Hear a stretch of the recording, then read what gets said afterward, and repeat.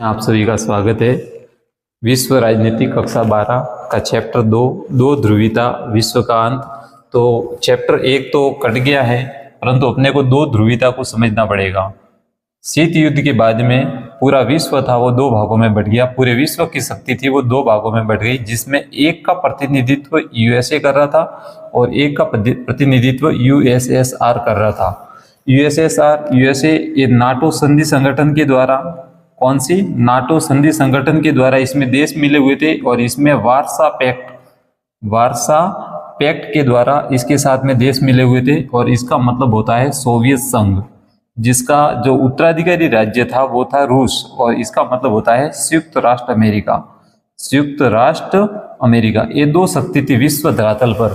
फिर इन दो शक्तियों में से दो ध्रुवीता का अंत होता है और एक महाशक्ति के रूप में उभर कर सामने आती है। तो अपने को देखना है कि इनका अंत कैसे प्रारंभ हुआ। तो इनका अंत प्रारंभ होता है वो बर्लिन की दीवार से प्रारंभ होता है। बर्लिन की दीवार, यह दीवार, इसका निर्माण 1961 में किया गया। पश्चिम बर्लिन, इस दीवार ने पश्चिम बर्लिन और पूर्वी बर्लिन दोनों को अलग कर दिया, क्योंकि यहाँ पे पूंजीवाद का समर्थन करते थे और यहाँ पे समाजवाद का समर्थन करते थे। तो इन्होंने 150 किलोमीटर एक लंबी दीवार बना दी, 150 किलोमीटर एक लंबी दीवार बना दी। और ये बर्लिन की दीवार है, ये किसका प्रतीक है? ये शीत युद्ध का प्रतीक है। किसका प्रतीक है? शीत युद्ध का प्रतीक है। 1989 में इस दीवार को गिरा दिया जाता है और इसी के साथ में दो ध्रुवीता का अंत है वो प्रारंभ हो जाता है। क्या हो जाता है? प्रारंभ हो जाता है। आगे देखना है कि इसका अंत तो प्रारंभ हो गया, तो इसमें से किसी एक शक्ति को अपने पटल से हटना पड़ेगा पीछे। तो सबसे पहले पीछे हटने का काम किया वो यूएसएसआर ने किया। यूएसएसआर मतलब सोवियत संघ प्रणाली, सोवियत संघ प्रणाली। तो अब सीधा सा प्रश्न पूछेगा परीक्षा में कि सोवियत संघ प्रणाली क्या है, इसका अस्तित्व कैसे हुआ। तो 1917 में जो समाजवादी क्रांति हुई थी, उसी क्रांति के परिणाम स्वरूप ये अस्तित्व में आई। कब आई? 1917 में। इसका महत्वपूर्ण एजेंडा क्या था? इसका महत्वपूर्ण उद्देश्य था पूंजीवाद का समर्थन करना और पूंजीवाद का विरोध करना, और समाजवाद का क्या करना? समर्थन करना। अब समाजवाद का समर्थन करके ये जो सोवियत प्रणाली है वो समतामूलक समाज की स्थापना करना चाहता था। इस प्रणाली का एक तीसरा महत्वपूर्ण उद्देश्य है, जो अर्थव्यवस्था है, उस अर्थव्यवस्था को वो राज्य के नियंत्रण में रखना चाहता है।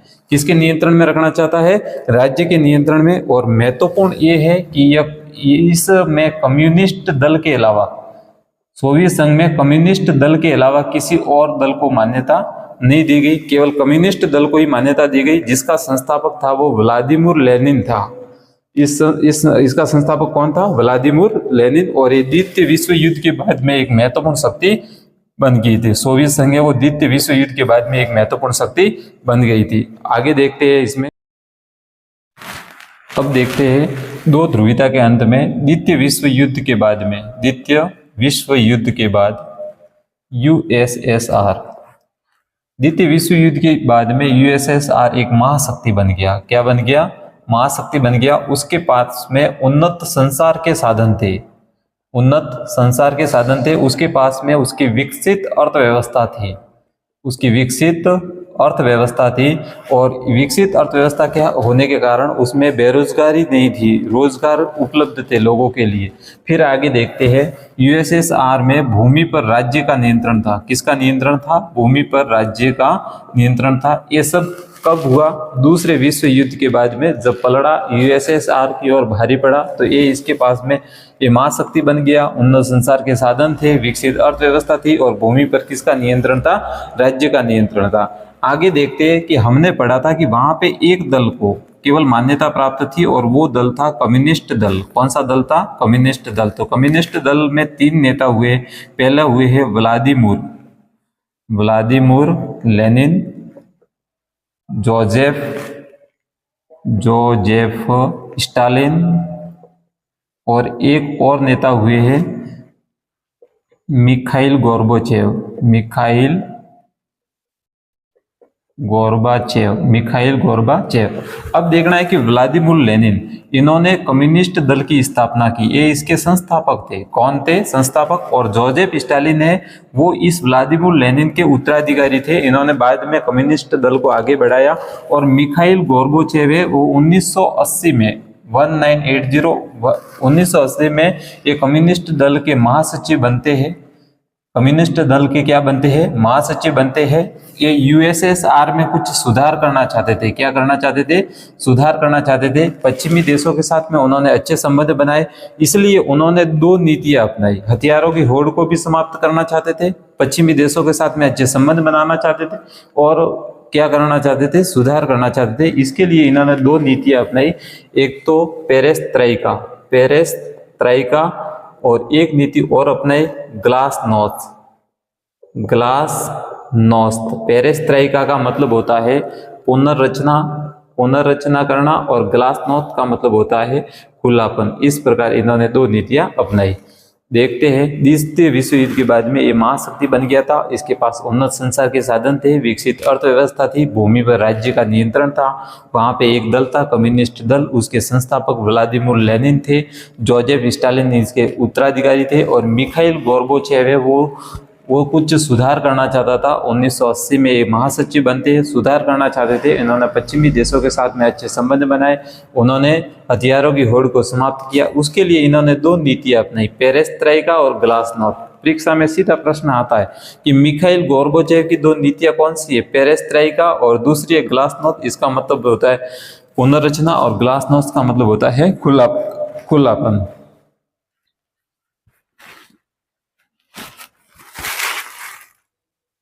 सोवियत संघ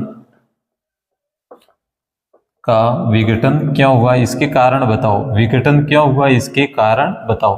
तो सिंपल कारण है, पूर्वी यूरोप के देशों ने, पूर्वी यूरोप के देशों ने सोवियत संघ की जो सरकार थी उसका विरोध किया था। पूर्वी यूरोप के देशों ने सोवियत संघ की सरकार का क्या किया था? विरोध किया था।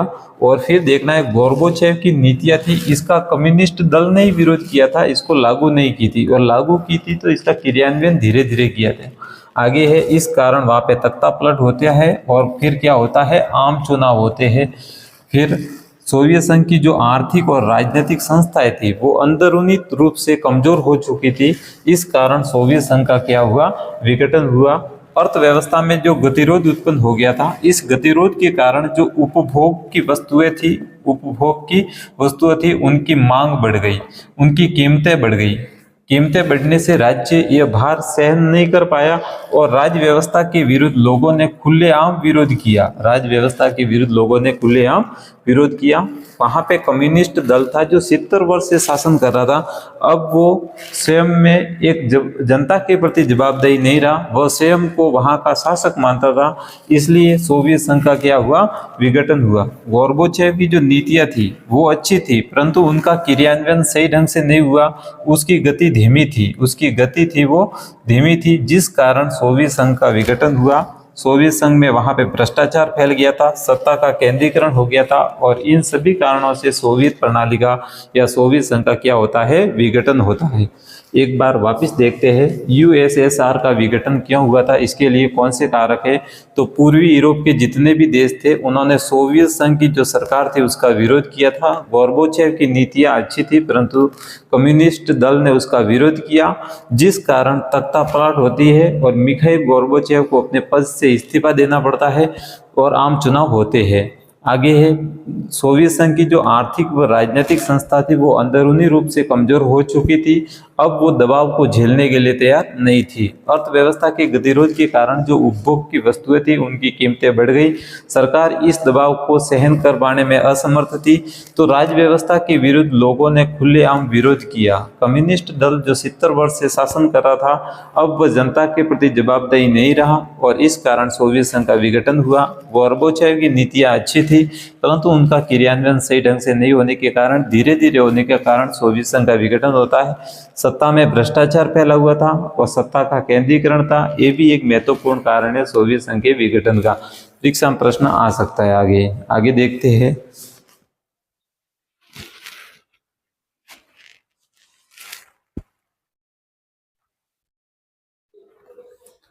आगे वाला बिंदु है यूएसएसआर का विघटन, सोवियत संघ का विघटन। और विघटन हुआ तो कारण तो अपन ने पढ़ लिए, इसके क्या परिणाम निकले, इसकी क्या परिणतियां हुई।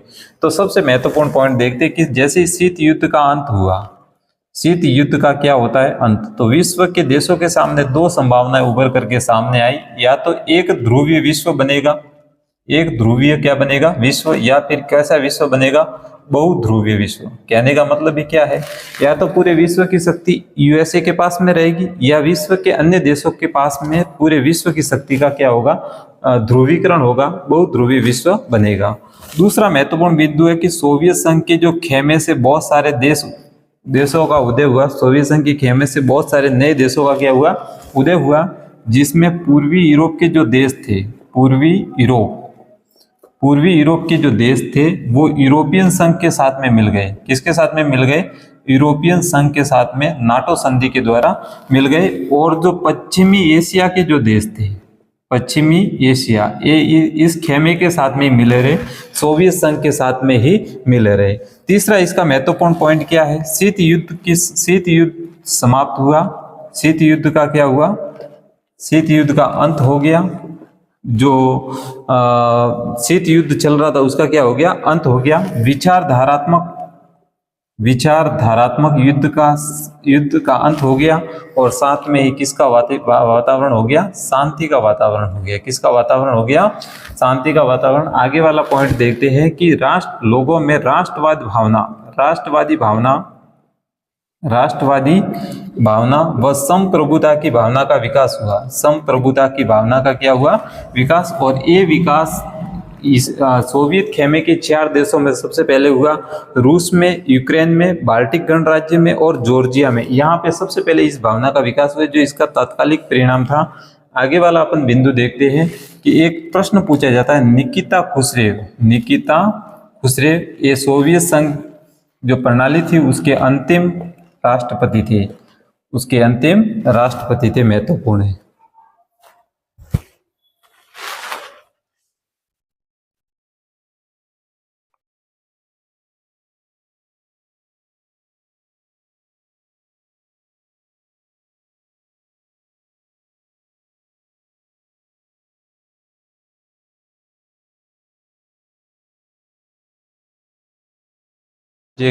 सार्क थेरेपी से क्या तात्पर्य है, सार्क थेरेपी के क्या परिणाम निकले। तो सबसे पहले सार्क थेरेपी को समझते हैं कि सोवियत संघ के जो देश थे, जिसमें मध्य एशिया के देश और पूर्वी यूरोप के देश, ये दोनों देश इस खेमे से अलग हो गए और इन्होंने पूंजीवाद की ओर, किसकी ओर, पूंजीवाद की ओर संक्रमण का एक मॉडल अपनाया। पूंजीवाद की ओर संक्रमण का एक क्या अपनाया, मॉडल अपनाया। और इसी मॉडल को क्या कहते हैं, सार्क थेरेपी कहा गया है। सोवियत संघ के जो देश थे, मध्य एशिया के देश और पूर्वी यूरोप के देश, सोवियत संघ से अलग हो गए खेमे से, और पूंजीवाद की और संक्रमण का एक मॉडल अपनाया, और इसी मॉडल का नाम क्या है, सार्क थेरेपी। आगे प्रश्न पूछते हैं कि सार्क थेरेपी के क्या परिणाम निकले। तो इसके 3 परिणाम निकले हैं, इसका आर्थिक परिणाम है, इसका सामाजिक परिणाम है और इसका राजनीतिक परिणाम है। चलो एक बार देखते हैं इसका आर्थिक परिणाम क्या निकला। जो सोवियत संघ की जो देश थे, मध्य एशिया और पूर्वी यूरोप, इन देशों की जो अर्थव्यवस्था थी वो तहस नहस हो गई। इन देशों की जो अर्थव्यवस्था थी वो क्या हो गई, तहस नहस हो गई। राज्य नियंत्रण का जो ढांचा था वो सरमरा गया, राज्य नियंत्रण का ढांचा सरमरा गया। इन देशों के जो उद्योग थे वो भी चरमरा गए, और मुद्रास्फीति की दर है वो बढ़ गई। इस प्रकार ये आर्थिक परिणाम निकले। अर्थव्यवस्था थी वो तहस नहस हो गई, राज्य नियंत्रण का जो ढांचा था वो चरमरा गया, उद्योग भी चरमरा गए, और फिर मुद्रास्फीति थी वो बढ़ गई। अब सार्क थेरेपी की सामाजिक परिणाम क्या निकले हैं, लोग गरीब होते गए। मतलब जो लोग अपना जीवन यापन कर रहे थे, मध्यम वर्ग था वो किसकी ओर, किस रेखा की ओर चला गया, गरीबी रेखा की ओर चला गया। मध्यम वर्ग था वो समाज के हाशिए पर आ गया, मध्यम वर्ग था वो समाज के हाशिए पर आ गया, और एक वर्ग का उदय हुआ, माफिया वर्ग का उदय हुआ। ये सब किसके परिणाम है, सार्क थेरेपी के परिणाम है। अमीरी और गरीबी के बीच में खाई बढ़ गई, अमीरी और गरीबी के बीच में खाई बढ़ गई, लोग गरीब होते गए, मध्यम वर्ग था वो समाज के हाशिए पर आ गया, माफिया वर्ग का उदय हो गया, और अमीरी और गरीबी के बीच में और खाई बढ़ गई। अब इसके देखते हैं राजनीतिक परिणाम। कैसे परिणाम, राजनीतिक परिणाम। तो राजनीतिक परिणाम में पहला परिणाम ये है कि सार्क थेरेपी में सबसे ज्यादा ध्यान आर्थिक क्षेत्र में दिया गया। इसलिए लोकतांत्रिक संस्थाओं के निर्माण का कार्य बाकी रह गया। ज्यादा ध्यान आर्थिक क्षेत्र में देने के कारण लोकतांत्रिक संस्थाओं का निर्माण का कार्य बाकी रह गया। दूसरा है राष्ट्रपति को कार्यपालिका का प्रमुख बनाया गया। राष्ट्रपति था, उनको इन देशों में कार्यपालिका का प्रमुख बना दिया गया, जिससे वो सत्तावादी हो गया। तीसरा परिणाम ये निकलता है कि राष्ट्रपति को सबसे ज्यादा शक्ति दे दी गई और न्यायपालिका को स्वतंत्रता देनी थी, वो स्वतंत्रता नहीं दी गई। ये इसके राजनीतिक परिणाम है। एक बार वापस देखिए, सार्क थेरेपी क्या है। मध्य एशिया और पूर्वी यूरोप, मध्य एशिया और पूर्वी यूरोप, इन देशों ने पूंजीवाद की और संक्रमण का एक मॉडल बनाया जिसका नाम था सार्क थेरेपी। सार्क थेरेपी के 3 परिणाम है, आर्थिक परिणाम, सामाजिक परिणाम, राजनीतिक परिणाम। आर्थिक परिणाम में देखते हैं तो देश की जो अर्थव्यवस्था थी, इन देशों की, मध्य एशिया और पूर्वी यूरोप के देशों की जो अर्थव्यवस्था थी वो तहस नहस हो गई। इन देशों में जो राज्य नियंत्रण का ढांचा था वो भी चरमरा गया और उद्योग भी चरमरा गए, मुद्रास्फीति बढ़ गई। सामाजिक कारण में लोग गरीब हो गए, मध्यम वर्ग समाज की हाशिए में चला गया, माफिया वर्ग का उदय हुआ और अमीरों व गरीबों के बीच में खाई बढ़ गई। राजनीतिक परिणाम में देखें तो ज्यादा ध्यान आर्थिक क्षेत्र में देने के कारण लोकतांत्रिक संस्थाओं का निर्माण नहीं हो पाया। तीसरा है राष्ट्रपति को कार्यपालिका का प्रमुख बना दिया, जिससे वो सत्तावादी हो गया, राष्ट्रपति को सबसे ज्यादा शक्तियां दी गई। और चौथा इसका राजनीतिक परिणाम ये निकला कि न्यायपालिका को स्वतंत्रता नहीं दी गई। एक प्रश्न और होता है कि इसमें निकिता खुसरेव कौन था? निकिता खुसरेव ये सोवियत संघ के अंतिम राष्ट्रपति थे। सोवियत संघ के अंतिम राष्ट्रपति थे। कभी पूछे तो देख लेना।